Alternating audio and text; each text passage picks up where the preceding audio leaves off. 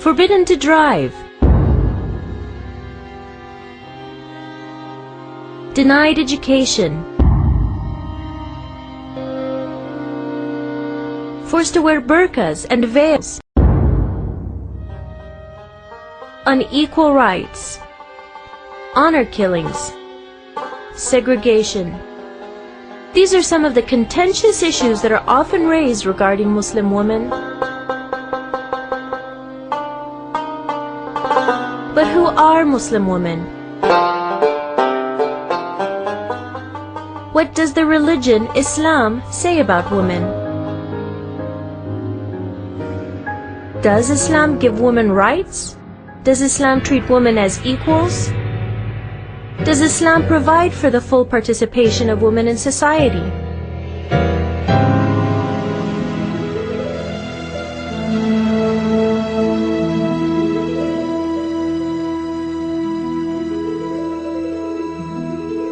Most people have a lot of misperceptions about Islam.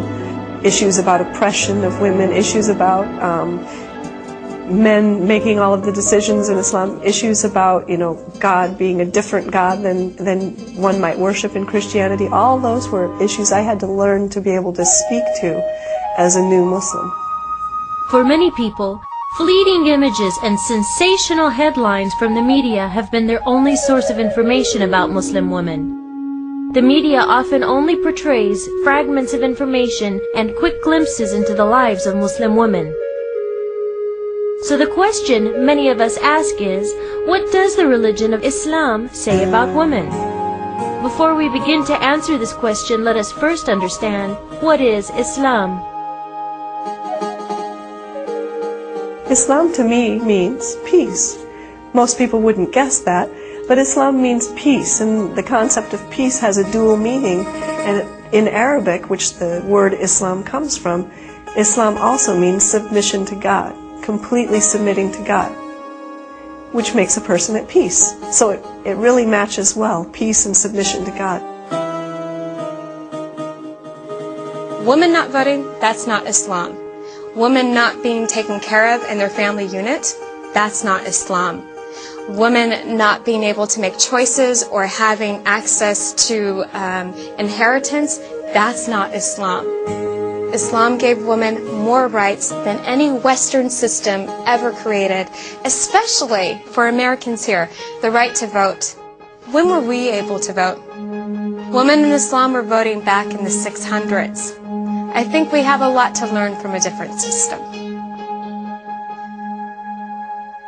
Islam teaches human beings that men and women are accountable for their own lives.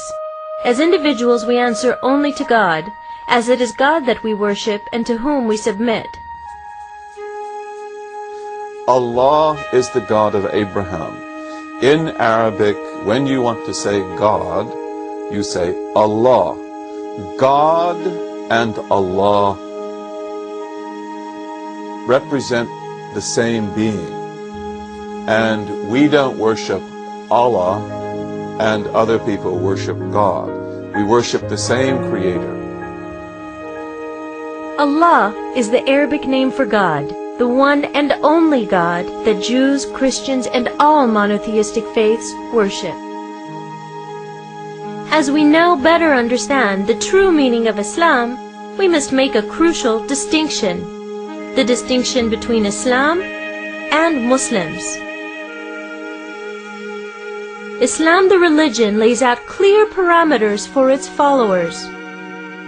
Unfortunately, followers of Islam, Muslims, do not always follow those tenets.